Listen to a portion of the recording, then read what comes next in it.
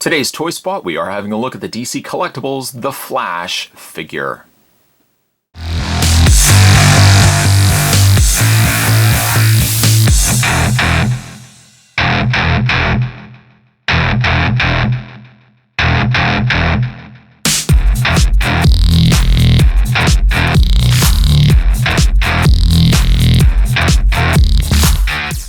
Depicted from of course, his TV series counterpart, this Flash comes with several interchangeable hands. Not sure if he actually comes with a display stand. It doesn't look like he does, but it actually looks pretty good in packaging. Can't wait to get this guy out. Flash, as well as some of the Green Arrow figures, have been pretty hard actually to find in stores. Sure enough, I went to one comic book store and luckily they had one Flash available, so wanted to get him picked up. The side of the package features the Flash from the TV series. And on the back, speaking of Arrow, also available, we have the Arrow series of figures as well. Oliver Queen, Canary, Deathstroke, and Arrow. This is sculpted by Gentle Giant Studios as well. And then on the bottom here, not really so much going on here. It's just DC Entertainment. You can go to www.dccomics.com or comicsshoplocator.com to find a comic store near you. Spot's going to take a break and get this opened up, and when we come back, we're going to get a better look at the TV series Flash in figure form. There's more heading your way, guys. Don't go anywhere. Stay tuned.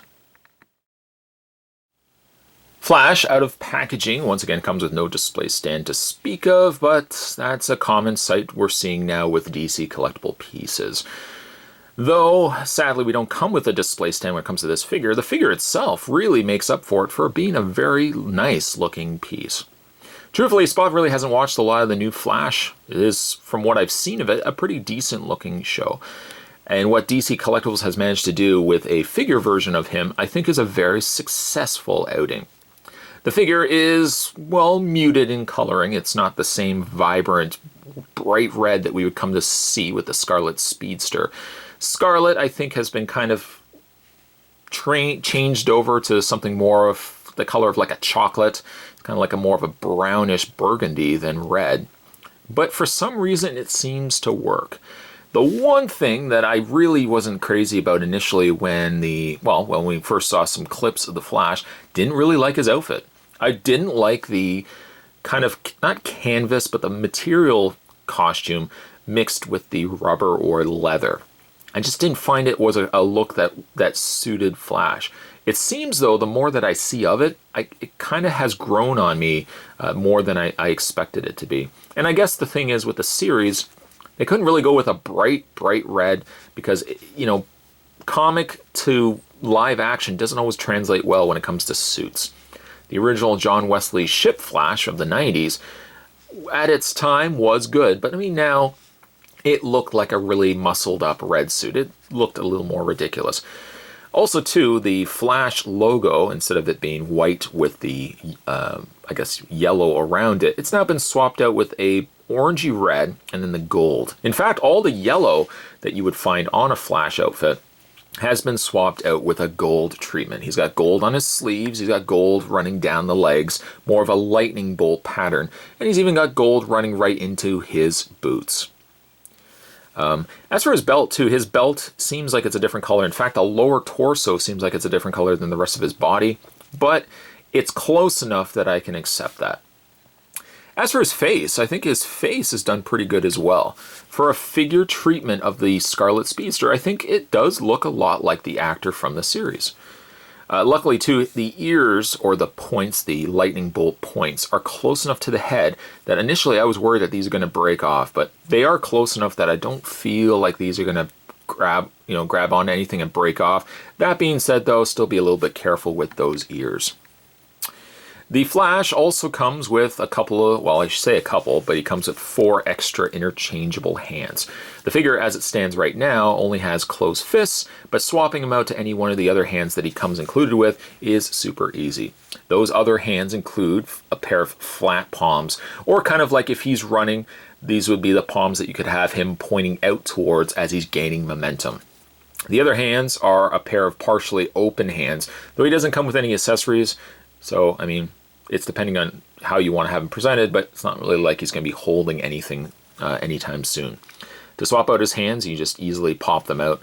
Not at all a problem to change out the hands either. When you pop one out, just push in the other.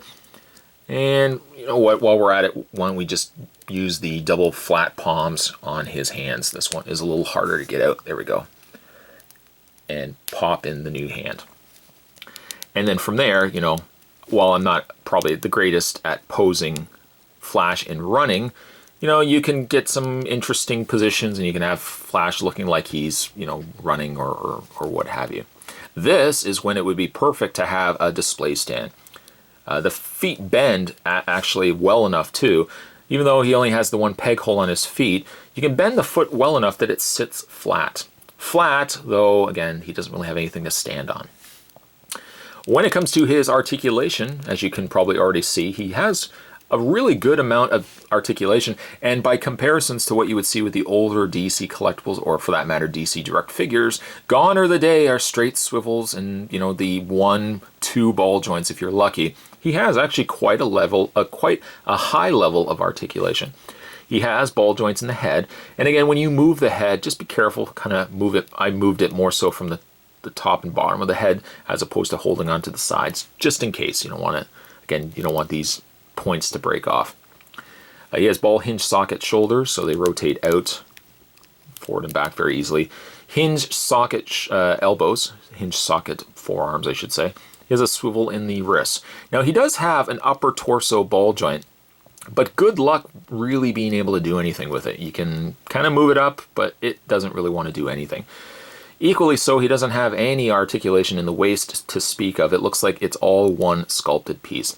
But at least for how little this has for movement, his legs more than make up for it. The legs move, as you can see, forward and back very easily, and also out. Now I always tend to be on the more cautious side when I move legs out like that, but they do seem to hinge out fairly easy. He has a swivel in the thigh. He had what initially I thought was a single bend at the knee, but you can see there's a secondary joint right there. It doesn't mean it's the easiest, granted, that you have to do a little finagling, but you can get a double bend knee going on there. He has also a swivel at the boot, and finally a hinge in the foot.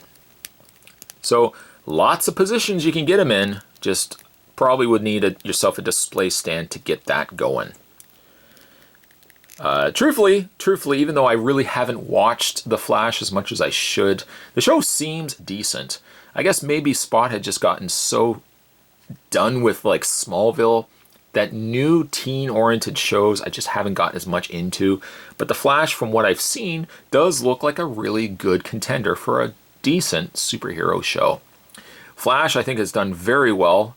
It's one of those figures that I don't think DC Collectibles skimped on details. They didn't cut corners, and the end result is a Flash that is very well presented and something that's going to look awesome on a display shelf. Flash, I'm going to give him a very solid 9. Today's Toy Spot, we're having a look at the DC Collectibles, the Flash TV series, The Flash. Stay tuned, guys. Spot's going to have more Toy Spots heading your way. Thanks for watching as you always do. I'll see you guys next time.